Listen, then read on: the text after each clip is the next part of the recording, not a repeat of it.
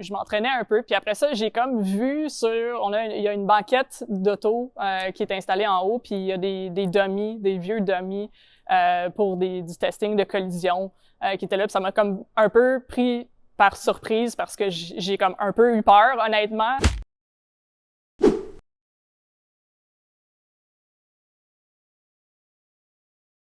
Bonjour, mon nom est Lo Dezaine-Dubuc, je suis trans et je suis enquêteur de défauts automobiles à Transport Canada. Dans le fond, nous, on reçoit des plaintes du public à travers le Canada sur des problèmes mécaniques variés. Puis on va faire des analyses pour voir dans nos bases de données si on a des plaintes similaires qui vont revenir, qui sont liées à la sécurité. Si on voit qu'il y a une tendance, on peut ouvrir une enquête sur une problématique. J'ai eu un emploi étudiant dans un garage de changement d'huile rapide. Dans le fond, j'ai pu vraiment travailler sur des véhicules. J'ai pu avoir un peu de formation sur la mécanique. Puis c'est vraiment à partir de là que j'ai trouvé ma passion. Donc, suite à cet emploi-là, dans le fond, je me suis inscrite au DEP en mécanique automobile. Puis, à la fin de mon DEP, j'avais un stage à faire. Puis, j'ai décroché un emploi dans ce garage-là. Après ça, j'ai travaillé à peu près 2 ans dans ce garage-là après mon DEP. Puis après ça, j'ai fait un peu le saut dans des concessionnaires automobiles. Donc, j'ai été conseiller technique dans les départements de service dans des concessionnaires. J'ai aussi décidé de faire un retour aux études. Donc, je suis allée à l'université, dans le fond, pour faire un bac en administration des affaires. Puis, à la fin de mon bac, j'ai appliqué sur plusieurs emplois au gouvernement fédéral. Puis, j'ai réussi à avoir mon emploi chez Transport Canada en tant qu'enquêteur de défauts automobiles. J'aime la variété, je vais travailler sur des voitures différentes, sur des cas différents tous les jours. Ça me permet aussi d'apprendre à tous les jours parce que je vais travailler sur des affaires différentes.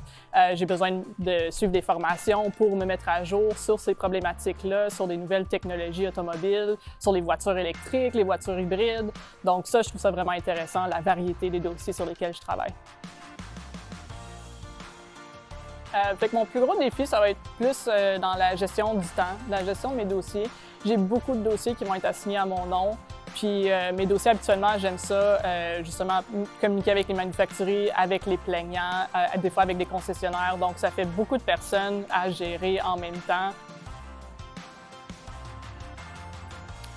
Personnellement, oui, pas beaucoup. Heureusement, j'ai eu des équipes de travail qui ont été vraiment extraordinaires. Surtout où je travaille présentement chez Transport Canada, on est vraiment comme une petite famille, puis les gens sont très acceptants. Par contre, en début de carrière, je dirais, j'ai eu à faire un choix en début de carrière par rapport à l'emploi que je faisais, car mon gestionnaire croyait que j'étais pas assez fort pour travailler en mécanique.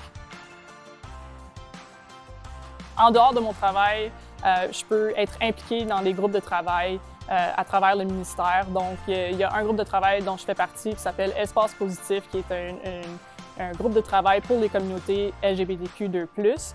Puis on fait beaucoup de travail pour essayer d'avancer certaines politiques, certaines actions qui sont prises au sein du ministère pour rendre le ministère plus inclusif.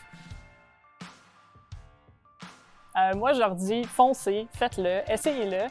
Si c'est quelque chose qui vous intéresse, du travail manuel, c'est vraiment un beau métier.